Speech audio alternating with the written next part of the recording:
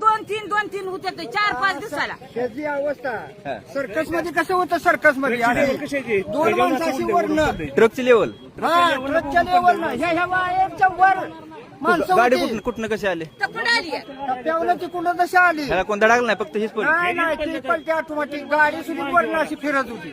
होय कोण कोण हा. या तुम्ही आता दररोज ऍक्सिडेंट बघता हो. की किती ऍक्सिडेंट आहे म्हणायचं अहो ही 15-20 अक्षी नाही हा. दिवसात झालं की पण माणसात 15-20 ती मिली असतील इथं जाग्यावर हो, बरोबर जाग्यावर 15-20 तिथनं जाताना सुद्धा इथं रक्ताचा आणि पेट्रोलचा वास येतोय हा इथं जाताना येताना बघा की छपड्या किती पडलेल्या गाड्या मोडलेल्या अहो ह्या काही काही गाड्या उडते त्या इकडं आमच्या रानात कशा येऊ ना म्हणे.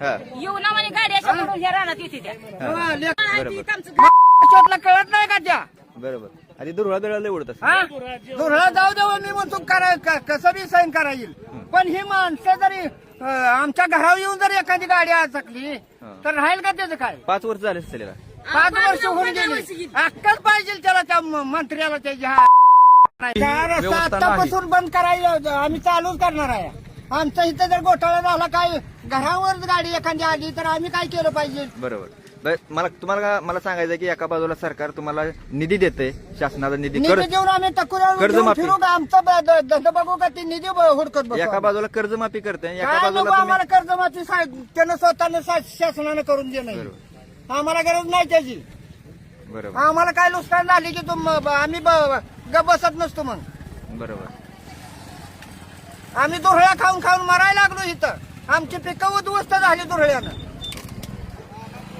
आणि रोज एक ऍक्सिडेंट आहे मरताय आज रोज एक त्याचा वास आम्ही घेऊन मरू का पेट्रोल शिवाय रक्ताशिवाय इथं रोडवर वास येणार ना कशाचा ओके ओके आज तुम्ही येणं जाणारी 5 मिनिटं म्हणताय आम्हाला वास येतोय आम्ही रोज इथं कसं काढायचं बरोबर हा बरोबर